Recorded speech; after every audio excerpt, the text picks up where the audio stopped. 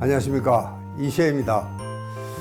여러분, 백신보다 더 중요한 것은 우리가 평소에 면역력을 튼튼하게 길러내야 됩니다.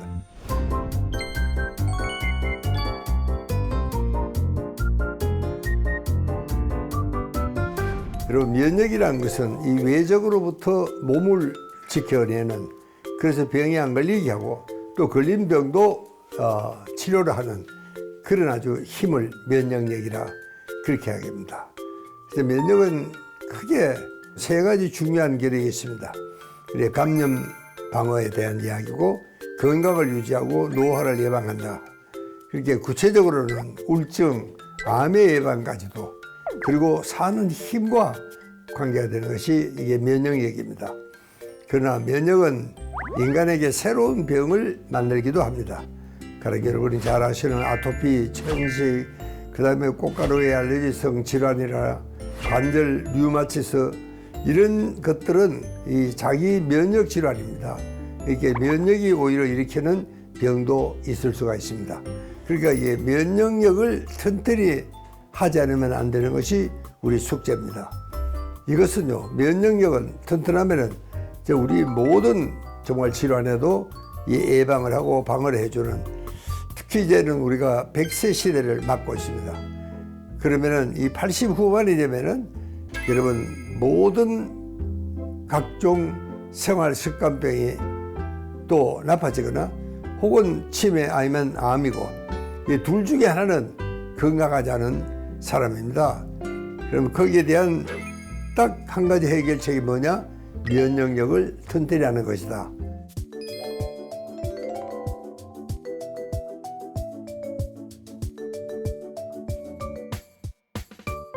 자연 면역은 우리가 엄마한테서 태어날 때 타고나는 겁니다. 굉장히 중요한 의미를 갖고 있습니다. 이 백신은 획득 면역입니다. 이것은 2차 면역이라고 그러기도 합니다. 그러니까 원래 우리가 엄마한테서 태어날 때 갖고 태어나는 게 아니고, 그것으로 부족하기 때문에 좀 더 새로운 강력한 획득 면역을 사용하지 않으면 안 되게 이렇게 되어 있습니다. 그러니까 뭔가 이게 1차 면역, 자연 면역 가지고 되지 않을 때 획득 면역계가 등장을 하게 이렇게 되어 있습니다.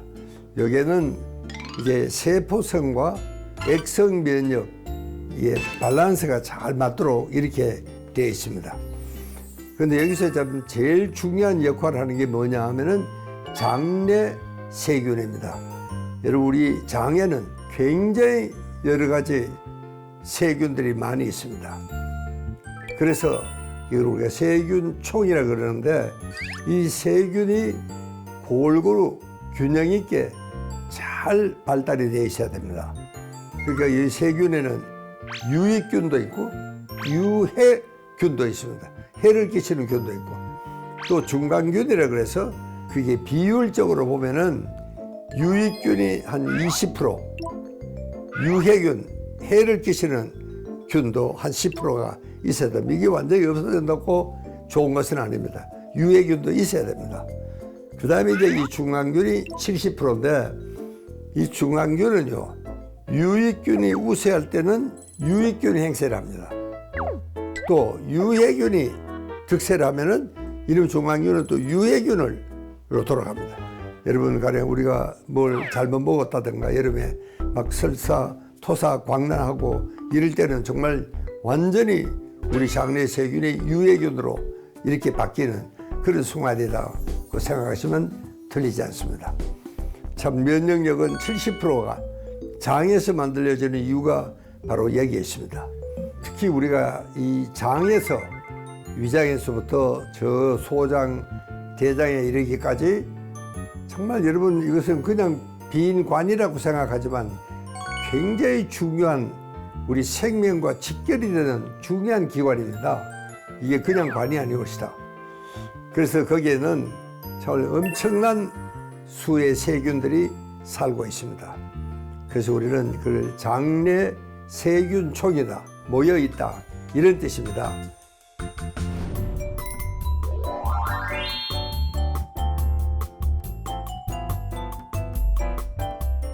장내 세균의 기능을 제가 말씀을 드리자면은, 첫째는요, 이 장내 세균이 정말 기능을 잘 해야지 이 병원균을 배제하는 강력한 힘이 있습니다. 여러분, 우리가 먹는 음식물 중에는 뭐 유익한 것도 많지만 우리도 부지부식간에 굉장히 나쁜 이런 또 음식도 우리가 많이 먹게 됩니다. 그래도 그런 거를 병원균을 빨리 배제를 하는 그런 아주 중요한 역할을 하고 있습니다. 그 다음에 중요한 것은 소화 촉진입니다. 여러분, 세균이 없으면 소화가 되지가 않습니다. 그런 의미에서 소화가 잘 돼요. 그 다음에 이제 이 중요한 비타민을 우리는 외부에서 취하는 비타민도 있느냐면 우리 몸 속에서 만들어지는 비타민입니다. 그게 어디서 합성을 하느냐? 이 장내 세균이 그 중요한 비타민을 합성을 한다는 사실입니다. 그 다음에 이제 중요한 것은 제가 정신과 의사이기도 하지만 뇌가 튼튼하다 그러면 어떻게 해야 되느냐? 사실은 뇌 자체뿐만 아니고 장내 세균이 튼튼해야 된다. 그래서 우리가 흔히 이야기하는 행복물질 세로토닌이라고 그랬죠. 이 세로토닌의 전구 물질을 어디서 만들어내느냐? 장에서 만들어냅니다. 이렇게 장에서 이걸 만들어서 뇌로 보내지 않으면 뇌에서는 그런 참 좋은 행복하고 편안한 마음을 만들어낼 수가 없습니다. 그 다음에 이제 이 면역력을 강화, 촉진하는 굉장히 강력한 힘을 가지고 있는 것이 장내 세균입니다.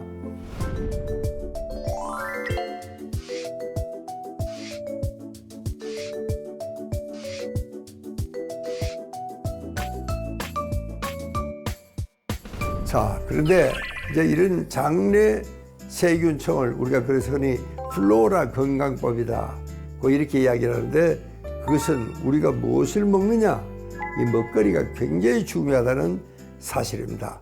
실제로 면역은요, 따지고 보면 바로 먹거리가 결정을 한다. 그래도 과언이 아닙니다. 그런데 참 고맙게도 여러분, 우리가 아침 저녁으로 대하는 한국의 전통식은 뭘로 되어 있습니까? 여러분, 제일 먼저 곡류로 되어 있습니다. 그 다음에 채소, 그 다음에 이제 콩으로 만든 두류, 과일류, 또 이 식물 섬유가 굉장히 많습니다. 그러니까 이런 것들은요, 주로 이 장내 유익균의 먹이가 되고 있습니다.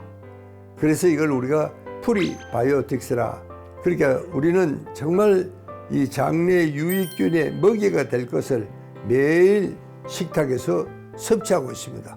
그러니까 이제 유익균이 잘 자라고 또 증식을 잘 할 수밖에 없는 그런 겁니다. 그런데 최근에 이 걱정이, 이 식품영양학회에서는 우리가 평소에 먹어야 할 식물 섬유를 3분의 1밖에 먹고 있지 않다. 이렇게 이제 걱정을 많이들 하고 있습니다. 여러분, 미국에도 그 사람들은 뭐 워낙 육류가 많으니까 육류를 많이 먹었죠. 그래서 참 몇 년 전에 맥가번이라는 미국의 아주 유명한 그 상원의원입니다. 이분은 의사도 아니에요. 이분이 미국 사람들의 식품 조사라고 이대로 가면은 미국 사람들 전부 암으로 죽는다. 아주 폭탄 선언을 했습니다. 그 이후에 미국은 많이 바뀌었습니다. 그 사람들은 그래서 5-a-day라는 운동을 합니다. 그게 상당히 국민들에게 설득력이 있어서 그 이후로 미국은 암의 발생률이 굉장히 줄어들고 있다. 하나 아주 반가운 소식입니다. 여러분, 우리는 너무 갑자기 이 식성이 서구화되어 가고 있는 것이 우리도 언젠가는 이제 이런 국민운동을 벌여야 하지 않을까 하는 생각을 저는 했습니다. 자, 그 다음에 이제 이게 서구화되어 가는 식품 속에는 또 어떤 정말 유해한 것이 되냐면 대개 가공식품이라든가 식품 첨가물은 많이 들어있습니다. 여러분, 우리 몸은 만년 전이나 지금이나 똑같습니다.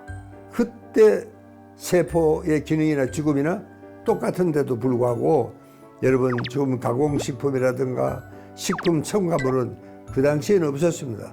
우리 인류가 한 번도 먹어보지 못한 것들입니다. 그러니까 이게 처음 먹어보는 게 들어오니까 우리 뇌도 그렇고 위장도 그렇고 이런 걸 어떻게 처리해야 될지 굉장한 혼란이 일어나기 때문에 절대로 이것은 가급적이면 줄여라. 그리고 안 먹는 게 더 좋다. 뭐 이런 이야기를 많이 하고 있습니다. 왜냐하면 이걸 먹으면 우선 장내 세균이, 특히 이제 유익균이 많이 줄어들기 때문에 이런 걱정을 하고 이런 이야기를 할 수밖에 없습니다. 여러분, 제가 하는 건강 섬마을에는 이 30분짜리 모래시계가 식탁마다 놓여 있습니다. 여러분, 그 말은 한 입에 30번 씹고, 그리고 한 끼에 최소한 30분 걸려서 드십시오, 이런 뜻입니다.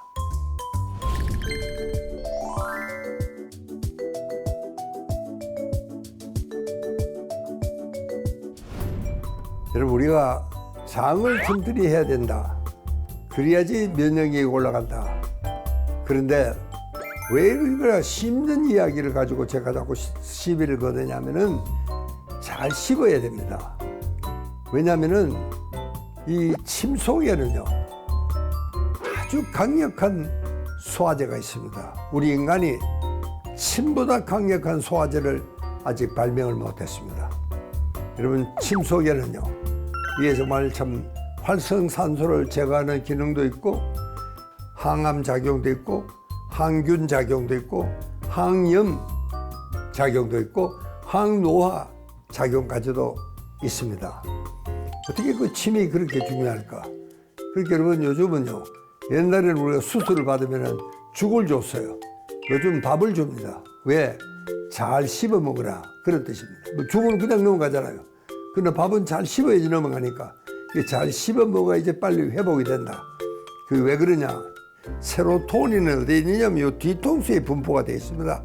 이게 굉장히 중요합니다. 이 뇌관이라 그러는데, 이게 여러분이 씹으면 세로토닌 신경을 직접 자극을 합니다. 그래서 세로토닌 신경이 자극이 되면은 굉장히 참 기분이 좋고, 밥을 안 먹어도 배가 불러서 이게 식욕 조절에도 굉장히 중요한 역할을 합니다.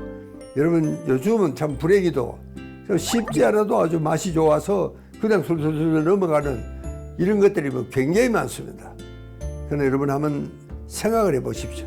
우리 인간은 자연계에 살 때는 씹지 않아도 이게 그냥 우리 위장으로 넘어가서 소화가 잘 되는 그런 음식물은 거의 생각할 수가 없습니다. 그러니까 이게 우리가 잘 씹어 먹어야 되는 겁니다. 우리가 자연에서 나는 것들은 그냥 넘어가는 것이 잘 없습니다. 면역에는 꼭꼭 잘 씹어 먹어야 된다 하는 그런 이야기입니다. 그러니까 우리가 씹을수록 이 세로토닌 분비로 식욕 조절이 잘 되고 그게 다이어트에 효과가 있다. 정말 이게 비만을 방지를 하려면은 여러분, 뭐니 하더라도 이 장내 세균이 딱 균형이 잘 맞고 우리가 잘 씹어 먹어야지 되겠다.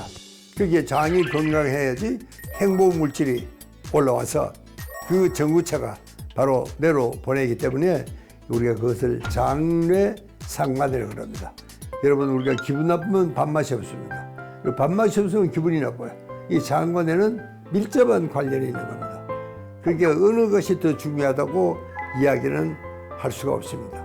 그러나 한 가지 분명한 것은 잘 씹어 먹고 즐거운 시간을, 식탁을 만들어 주십사 하는 이야기를 마지막으로 제 이야기를 끝내겠습니다.